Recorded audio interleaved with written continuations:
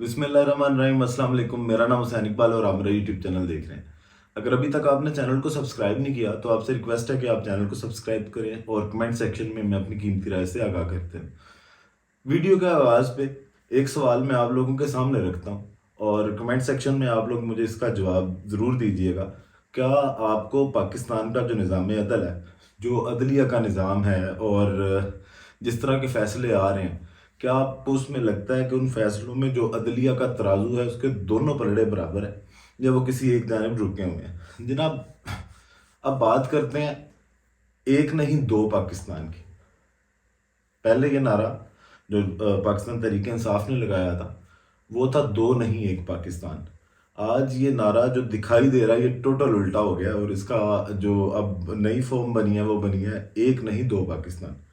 वो कैसे जनाब? अब एक तरफ है लाडला प्रो मैक्स या अनोखा लाडला, जिसको आज शेख रशीद साहब ने अनोखा लाडला का भी लकब दिया, नवाज शरीफ साहब। उनके लिए इंसाफ की जो है वो होम डिलीवरी की जा रही है कि नवाज शरीफ साहब जहाँ भी हों उनकी जेब में जाकर इंसाफ डाल दिया जाए,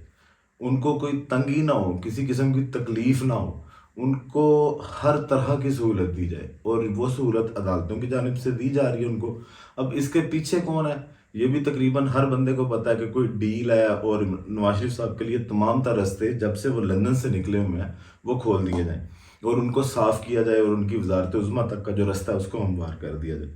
जनाब, अब बात ऐसे है कि दूसरी जानिब एक अवाम का लाडला भी है।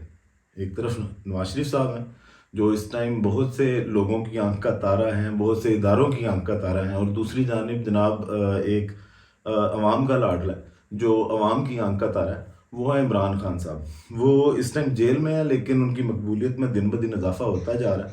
और जो जितने भी सर्वेज आ रहे हैं उन सर्वेज के मुताबिक इमरान खान साहब जो हैं वो 80 से 90% जो है उनकी मकबूलियत ज़्यादा है दूसरे लीडर्स की निस्बत। अब जनाब, एक तरफ तो काफ़ी ज़ोर लगाया जा रहा है इस्टेब्लिशमेंट की जानिब से और अदलिया की जानिब से भी वो ज़ोर नज़र आता है कि वो नवाज शरीफ साहब का रास्ता हमवार कर रहे हैं और उनको इक़्तिदार की कुर्सी पर बिठाना चाहते हैं। लेकिन दूसरी जानिब अब 8 फरवरी को जब इंतखाबात होंगे तो आवाम को भी शायद इस चीज़ का जो है वो अंदाज़ा करवाना पड़ेगा कि इस मुल्क की सबसे बड़ी इस्टेब्लिशमेंट जो है वो अवाम ही है और वो अपने वोट की ताकत से जो बंद कमरों के फैसले हैं उनको तब्दील कर सकते हैं और इंसाफ भी इस मुल्क में अवाम ही करेगी। और जो फैसले अदलिया से बाइस्ड दिखाई दे रहे हैं आते हुए और वो उसमें नवाज शरीफ साहब का पलड़ा भारी दिखाई दे रहा है और दूसरी जानब इमरान खान साहब का पलड़ा इस टाइम बहुत जो है वो बकदरे नवाज शरीफ कम दिखाई देता है, तो इसका फैसला भी अवाम 8 फरवरी को कर सकती है। अब जनाब, बात करते हैं कि नवाज शरीफ साहब जब लंदन से वापसी का सफ़र उनका शुरू हुआ तो जिस तरह उन्होंने सफ़र स्टार्ट किया उनके लिए रिलीफ के रास्ते आगे खुलते गए। उनको तब भी होम डिलीवरी में इंसाफ मिला, उनकी जेब तक ज़मानतें पहुंचाई गई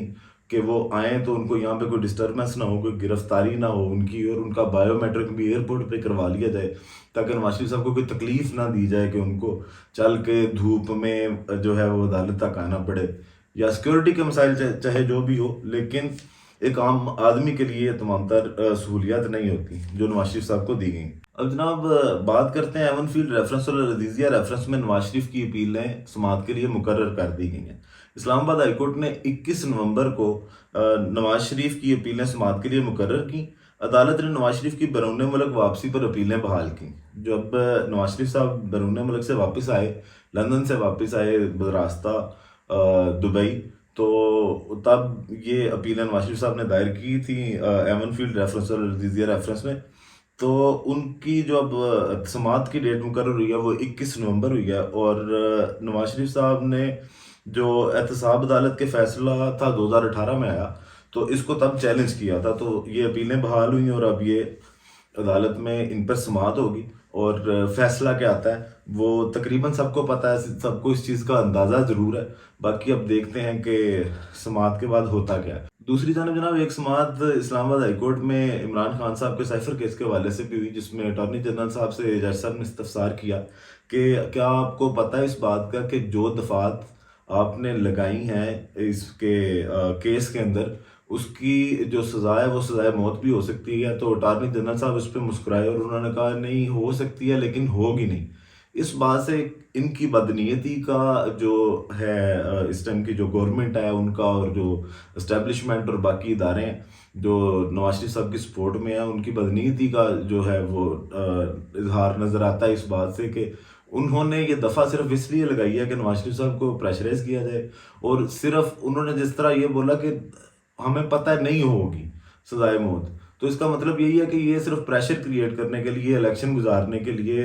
یہ تمام تر معاملات جو ہیں وہ کیے جا رہے ہیں کہ عمران خان صاحب کو پریشرائز کیا جائے اور ان کو کسی نہ کسی طرح جیل میں رکھا جائے اور الیکشن جو ہے وہ پاکستان مسلم لیگ نون کے لیے آسان ہو جائے۔ اب پاکستان مسلم لیگ نون کے جو کچھ دوست ہیں وہ اس بات پہ اعتراض کرتے ہیں یا ان کی جانب سے جواب دیا جاتا ہے کہ جناب اگر عمران خان صاحب جیل میں ہیں تو الیکشن ہو رہے ہیں تو اس سے کیا فرق پڑ جاتا ہے۔ جو 2018 کے انتخابات تھے تب نواز شریف صاحب جو ہیں وہ بھی تو جیل میں تھے۔ تو اس کا جواب تو جناب ان کے اپنے جو قائد کے چھوٹے بھائی ہیں شہباز شریف صاحب جو سابق وزیر اعظم بھی رہے ہیں، جنہوں نے پی ڈی ایم گورنمنٹ کی قیادت کی بطور وزیر اعظم اور ملک کا ستیہ ناش کیا، وہ اس بات کا جواب پہلے خود ہی دے چکے ہیں۔ انہوں نے یہ بولا تھا کہ ہمیں جو اسٹیبلشمنٹ نے 2018 میں تمام تر ہمارے اسٹیبلشمنٹ کے ساتھ معاملات طے تھے اور ہم نے تو کیبنٹ کے نام بھی فائنل کر لیے تھے، تو جناب ڈیل تو پھر تب بھی آپ لینا چاہ رہے تھے، اب وہ ہوئی ہے کیوں نہیں ہوئی وہ آپ لوگوں کا مسئلہ ہے۔ ڈیل تب بھی پاکستان مسلم لیگ نون کرتی رہی ہے اور شہباز شریف صاحب اس بات کا اعتراف کرتے رہے ہیں۔ آج وہ تمام تر جو ہے معاملات وہ پاکستان تحریک انصاف پہ ڈال رہی ہے، پاکستان مسلم لیگ نون کی قیادت بھی اور ان کے جو چاہنے والے ہیں وہ بھی۔ تو اعتراف شہباز شریف صاحب اس بات کا کر چکے ہیں کہ یہ ہمیشہ ڈیل کے تھرو ہی آئے ہیں اور پی ڈی ایم کی گورنمنٹ بھی ڈیل کے تھرو ہی بنی ہے، اور یہ سب کو پتہ ہے کہ کس طرح پی ڈی ایم کی گورنمنٹ آئی۔ اور جناب آخر میں بات کرتے ہیں فیض آباد دھرنا کیس کے حوالے سے کہ عدالت نے سپریم کورٹ آف پاکستان نے اعتراف کیا کہ کچھ ادارے جو ہیں وہ اثر انداز ہوتے رہے ہیں ہمیشہ سے انصاف پہ، عدلیہ پہ، اور عدالت کی بھی غلطی ہے کہ وہ جو ہے وہ وقت پر فیصلے نہیں کرتی اور وقت پر فیصلوں پہ امپلیمنٹ نہیں کروا سکتی، جس کی وجہ سے 9 مئی جیسے واقعات نظر آئے۔ 9 مئی کے واقعات کا تو سب کو بڑا افسوس ہے اور اس کی مذمتیں آ بھی رہی ہیں۔ ایک اور واقعہ ہوا تھا اور وہ چیف جسٹس جو اب قاضی فائز عیسیٰ صاحب ہیں ان کو ایک واقعہ یاد کروانے کہ ثانیہ ماڈل ٹاؤن وہ بھی ایک واقعہ تھا اور اس پہ بھی ابھی تک کوئی انصاف نہیں ملا۔ کیا اس کے اندر جو لوگ جنہوں نے اپنی جانیں دی تھیں کیا وہ پاکستانی نہیں ہیں یا ان کی جانیں قیمتی نہیں ہیں، یا جو تب نقصان ہوا اس کا ازالہ نہیں ہونا چاہیے، اس پہ انصاف نہیں آنا چاہیے؟ یا تو اس بات کا جواب دے دیں۔ اگر ہونا چاہیے تو آپ اتنے ریپڈ جو فیصلے کر رہے ہیں اور لوگوں کو انصاف پہنچا رہے ہیں اور تمام تر معاملات جو ہیں وہ دیکھے جا رہے ہیں، تو ثانیہ ماڈل ٹاؤن کی طرف بھی ایک نظر کیجیے اور اس کے جو افیکٹز ہیں ان کو بھی انصاف دلائیے تاکہ لوگوں کو آپ کی جو یہ تیز ترین انصاف کی فراہمی کی